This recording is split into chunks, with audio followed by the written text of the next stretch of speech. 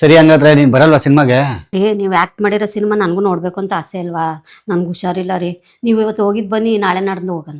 ಸರಿ ಆಯ್ತು, ನಾನು ಹೋಗಿ ಬರ್ತೀನಿ ಮನೆ ಕಡೆ ಜೋಪಾನ. ಮೊದಲ ಬಾರಿಗೆ ಬೆಳ್ಳಿ ತೆರೆಯಲ್ಲಿ ಕಾಲಘಟ್ಟ ಅನ್ನೋ ಸಿನಿಮಾದಲ್ಲಿ ಕಾಮಿಡಿ ಸೀನ್ ಅಲ್ಲಿ ನಾನು ಕಾಣಿಸ್ಕೊಂಡಿದ್ದೀನಿ. ಮಾರ್ನಿಂಗ್ ಶೋ ಪ್ರಭಾ ಥಿಯೇಟರ್ ಅಲ್ಲಿ ಹೌಸ್ಫುಲ್ ಆಗಿತ್ತು. ಆದ್ರೆ ನೀವು ಚೆನ್ನಾಗಿ ಮಾಡಿದ್ದೀರಾ. ಓಕೆ, ಯುವಕರಿಗೆ ಒಳ್ಳೆ ಮೆಸೇಜ್ ಇದೆ, ಚೆನ್ನಾಗಿದೆ ಸಿನಿಮಾ, ಚೆನ್ನಾಗಿದೆ ಸಿನಿಮಾ, ಸಕ್ಸಸ್ ಆಗಲಿ. ಒಳ್ಳೆ ಅತ್ಯುತ್ತಮವಾಗಿ ಸಿನಿಮಾ ತೆಗೆದಿದ್ದಾರೆ. ಈ ಸಿನಿಮಾ ಅಂತೂ ತುಂಬಾ ಈ ಜನರೇಷನ್ ತಕ್ಕಂತೆ ಚೆನ್ನಾಗಿದೆ. ನಿಮ್ಮ ಆಕ್ಟಿಂಗ್ ಚೆನ್ನಾಗಿದೆ. ಒಳ್ಳೆ ಕನ್ನಡ ಸಿನಿಮಾ. ಈ ಥರ ಸಿನಿಮಾ ಬಂದರೆ ಎಲ್ಲರೂ ಥಿಯೇಟರ್ ಸಿನಿಮಾ ಬಂದು ನೋಡಿ ನೋಡೋ ಪಿಕ್ಚರ್ ಚೆನ್ನಾಗಿ ಮಾಡಿದ್ರು. ಈಗಿನ ಜನರೇಷನ್ ನೋಡಬೇಕಾದ ಫಿಲಮ್ ಕಾಲಘಟ್ಟ ಸೂಪರ್ ಅಂತ ಎಲ್ಲರೂ ಪ್ರತಿಯೊಬ್ಬರು ನೋಡ್ತಿದ್ದಾರೆ. ಮಾರ್ನಿಂಗ್ ಶೋ ಫುಲ್ ಹೌಸ್ಫುಲ್ ಆಗಿತ್ತು. Kalaghatta house full, Prabha talkies.